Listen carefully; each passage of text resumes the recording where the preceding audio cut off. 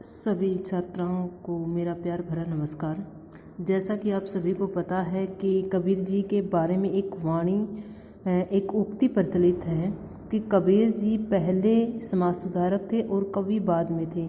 तो उस समय जो पाखंड, जो आडंबर धर्म के अंदर फैले हुए थे, जो कुरीतियाँ हिंदू और मुस्लिम धर्म के अंदर विशेष रूप से फैली हुई थी, उनके ऊपर कटाक्ष किया है। तो उनका जो उद्देश्य था वो उन कुरीतियों का, उन पाखंडों का, इन आडंबरों का विरोध करना था जो भारतीय जनता के हृदय को खोखला करती जा रही थी। तो इस पद के अंदर कबीर जी क्या कहते हैं, करता था तो क्यों रहा, अब करी क्यों पछताई, बोवे पेड़ बबूल का अम्ब कहाँ ते खाई। तो कबीर जी का कहने का अर्थ जो यहाँ पर है कि करता था तो क्यों रहा, यानी कि जब बुरे कर्म हम करते हैं तो करते रहते हैं, और जब उसका परिणाम भुगतना पड़ता है तो अक्सर हम पछताते हैं। तो कबीर जी क्या कहते हैं कि जब तुम बुरे कर्म कर रहे थे तो तब क्यों नहीं हटे, और जब उसका परिणाम जब तुम्हारे सामने है तो अब क्यों पछता रहे हो। बोवे पेड़ बबूल का अम्ब कहाँ ते खाई, यदि तुम बबूल का पेड़ बोओगे तो तुम्हें आम खाने को नहीं मिल सकते, यानी कि जैसा तुम्हारा काम होगा वैसा ही तुम्हें परिणाम भी भुगतना पड़ेगा। तो कबीर जी का कहने का अर्थ यहाँ पर है कि पहले तो हम इन सांसारिक आकर्षणों के अंदर डूबे हुए थे, लेकिन यदि इन सांसारिक आकर्षणों का जो परिणाम वो हमेशा बुरा होता है, भगवान से दूर करने वाला होता है, तो उसका जो परिणाम है वो कभी भी अच्छे नहीं आ सकते, और हम इस सांसारिक दलदल में फंसते चले जाते हैं। इसलिए कबीर जी क्या कहते हैं कि हमें पहले से ही सावधान हो जाना चाहिए, क्योंकि कार्य के जो परिणाम है वो अवश्य भुगतने पड़ते हैं। पाहण केरा पुतला करी पूजे करतार, इही भरोसे जय रहे ते बूढ़े कालीधार।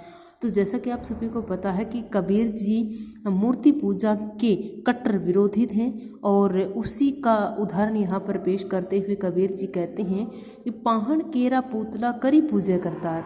पाहण केरा पुतला यानी कि तुमने पत्थर का पुतला बनाया है, करी पूजे करतार, और उसको तुम भगवान समझ करके, परमात्मा समझ करके उसकी पूजा कर रहे हो। यही भरोसे जे रहे, और यदि तुम इस पत्थर के पुतले के भरोसे यदि रहते हो तो तुम इस संसार रूपी सागर की काली धारा में डूब जाओगे। अर्थात कबीर जी वो निर्गुण धारा के पक्षपाती थे, और जो मूर्ति पूजा के वो कट्टर विरोधी थे। तो इस वजह से वो उन पाखंडियों को संबोधित करते हैं जो पत्थर की मूर्ति बना करके और उसको भगवान की पूजा करते हैं, उसको मान करके, यानी कि जो पाखंड आडंबर जो फैलाते हैं, तो वो इस संसार रूपी काली धारा के अंदर डूब जाते हैं। अगले साखी के अंदर कबीर जी ने क्या कहा है, मन मथुरा दिल द्वारिका काया काशी जानी, 10वां द्वारा देहुरा तामय ज्योति पिछाणी। तो कबीर जी, जैसा कि आप सभी को पता है कि वो तीर्थ यात्रा के भी विरोधी थे, यानी कि कबीर जी क्या कहते थे कि भगवान को ढूंढने के लिए कहीं पर तीर्थ यात्रा करने की आवश्यकता नहीं है, क्योंकि परमात्मा तो घट घट वासी है। तो वही उदाहरण कबीर जी इस साखी के अंदर देते हुए कहते हैं कि मन मथुरा, यानी कि हमें अपने मन को मथुरा तीर्थ नगरी समझना चाहिए, दिल द्वारिका, और दिल को द्वारिका नगरी समझना चाहिए। काया काशी जाने, और हमें जो हमारी काया, जो हमारा शरीर है, उसको हमें काशी नगरी समझना चाहिए। 10वां द्वारा देहुरा तामय ज्योति पछाणी, और जो 10वां जो द्वार है वो उस परमात्मा तक पहुँचने का द्वार है, तामय ज्योति पिछाणी, और उस 10वें दरवाजे के अंदर ही वो उस परमात्मा की ज्योति जो है वो निवास करती है। इसलिए जो परमात्मा वो हमारे हृदय के अंदर निवास करते हैं, और उनको ढूंढने जाने के लिए किसी भी तीर्थ यात्रा की आवश्यकता नहीं है। अगले पद के अंदर क्या कहा उन्होंने, हिंदू मुए राम कही, मुसलमान खुदाई, कहे कबीर सो जीवता, दुई में कदे न जाई। तो कबीर जी ने ना हिंदुओं को बख्शा है और ना मुसलमानों को बख्शा है, बल्कि उन दोनों धर्मों के अंदर जो भी बुरी जो प्रवृत्तियां थी उनका विरोध उन्होंने किया है। तो क्या कहते हैं, हिंदू मुए राम कही, यानी कि हिंदू तो राम कहते कहते मर जाते हैं, और मुसलमान खुदा पुकारते पुकारते मर जाते हैं। कहे कबीर सो जीवता, दुई में कदे न जाए। कबीर जी क्या कहते हैं कि जीवता तो वही असलियत में है जो दोनों में से किसी को भी ग्रहण नहीं करता, बल्कि एक निर्गुण परमात्मा का वो ध्यान करता है। तो इसलिए हमें उस परमात्मा को प्राप्त करने के लिए ना राम राम पुकारने की आवश्यकता है और ना मुसलमान मतलब खुदा का कहने की आवश्यकता है, बल्कि हमें उस परमात्मा को ढूंढने के लिए हमारे हृदय में ध्यान लगाने की आवश्यकता है। तो आगे जैसे कि संत जो होते हैं उनको संग्रह करने की आवश्यकता नहीं होती है, तो जो क्योंकि वो संसार से विरक्त हो जाते हैं। तो इसका उदाहरण देते हैं कबीर जी क्या कहते हैं, संत ने बांधे गाठड़ी पेट समाता लेई, साईं सु सन्मुख रही जहाँ मांगे तहाँ देई। कि संत को गठड़ी जैसे कि हमें धन संग्रह करने का जो लोभ रहता है, लेकिन संत व्यक्ति को लोभ मतलब किसी भी धन के संग्रह करने का लोभ नहीं रहता। तो क्या कहते हैं कबीर जी कि संत न बांधे गाठड़ी, कि संत कभी भी गठरी नहीं बांधते धन की, वो तो इतना ही लेते हैं जितना उनके पेट के अंदर समाता है। साईं सु सन्मुख रही, क्योंकि वो हमेशा अपने परमात्मा के सामने रहते हैं, जहाँ मांगे तहाँ दई, और उनको जहाँ पर आवश्यकता होती है वो अपने परमात्मा से मांग लेते हैं और परमात्मा उनको सहर्ष प्रसन्नतापूर्वक दे देते हैं।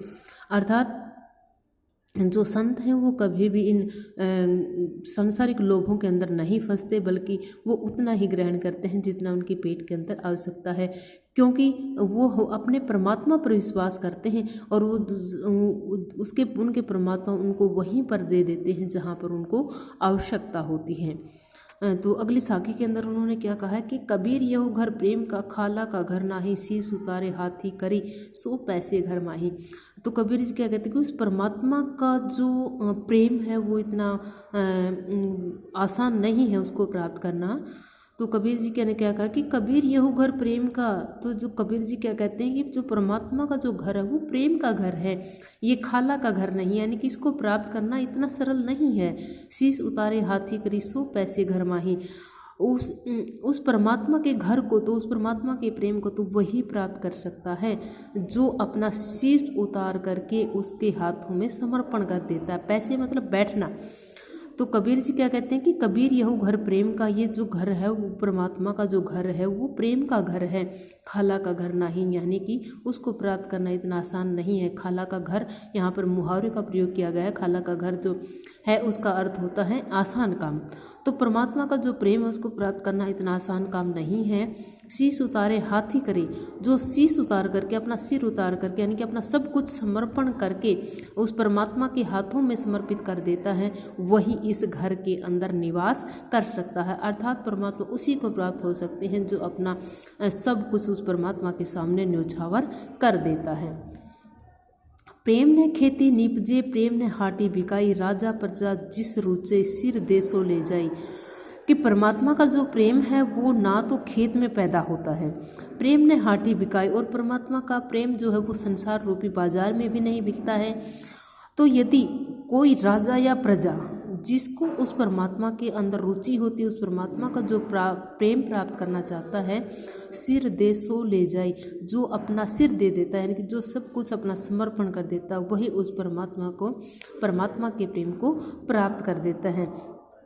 इसलिए उस परमात्मा को संसार के अंदर परमात्मा के प्रेम को संसार के अंदर ढूंढने की कोई आवश्यकता नहीं है, क्योंकि परमात्मा का जो प्रेम है ना तो खेत के अंदर पैदा होता है और ना ही संसार रूपी बाजार के अंदर बिकता है। बल्कि यदि राजा, परमात्मा की नज़र में राजा और प्रजा सभी समान हैं, यदि राजा को परमात्मा के प्रेम में रुचि होती है तो उसको भी अपना सब कुछ समर्पण करने पड़ेगा, और यदि प्रजा को, यदि एक आम आदमी को भी यदि उस परमात्मा के प्रेम को प्राप्त करने की आवश्यकता है तो भी उसको अपना समर्पण देना पड़ेगा। अर्थात परमात्मा की नज़र में कोई बड़ा छोटा नहीं है, कोई छुआ छूत नहीं है, बल्कि परमात्मा का प्रेम तो एक समर्पण करने वाले व्यक्ति को ही प्राप्त हो सकता है। जू नैनो में पुतली त्यों खाली घट माही, मूर्खी लोग न जान ही बाहरी ढूंढन जाई। तो कबीर जी इस पद के अंदर क्या कहते हैं, जू नैनो में पुतली, जिस तरह से हमारी आँखों में पुतली निवास करती है, पुतली रहती है, त्यों खाली के घट माही, उसी तरह से इस शरीर में खालिक मतलब वो परमात्मा का निवास है। मूर्खी लोग न जान ही बाहरी ढूंढने जाएं, लेकिन मूर्ख लोग इस बात को नहीं जानते और उसको ढूंढने के लिए अनेक तीर्थ यात्राएं करने के लिए बाहर जाते हैं। तो कबीर जी का यहाँ पर अर्थ क्या है कि जिस तरह से नैनों में अपनी मतलब मनुष्य की आँखों में पुतली निवास करती है, पुतली रहती है, उसी तरह से जो परमात्मा है वो हमारे शरीर के अंदर निश्चित रूप से मौजूद रहते हैं। लेकिन जो मूर्ख लोग होते हैं उनको पता नहीं होता और वो उस परमात्मा को ढूंढने के लिए बाहर जा कर के तीर्थ यात्रा करते हैं। तो आखिरी जो पद है कबीर जी का, उसके अंदर उन्होंने क्या कहा है, कबीर करत है विनती भो सागर के ताई, बंदे ऊपरी जोर होत है जमकू बरिज गुसाई। तो कबीर जी क्या कहते हैं कि कबीर करत है विनती, उस परमात्मा से विनती करते हैं, भो सागर के ताई यानी कि इस संसार रूपी सागर को पार करने के लिए उस भगवान से विनती कर रहे हैं, उस भगवान से प्रार्थना कर रहे हैं, परमात्मा से विनती करते हैं कि मुझे संसार रूपी सागर से पार उतार दो, बंदे ऊपरी जोर होता है जमकू बरिज गुसाए। तो कबीर जी क्या कहते हैं कि हम मनुष्य के ऊपर तो जोर कर सकते हैं, लेकिन उस यमराज के ऊपर हमारा कोई अधिकार नहीं है, उस यमराज के ऊपर हम कोई जोर नहीं चला सकते। इसलिए हे परमात्मा उस यमराज को बरजो, उस यमराज को रोको कि हमारे जो पाप हैं उन सभी को उतार दे और हमें इस संसार रूपी सागर से मुक्ति मिल जाए।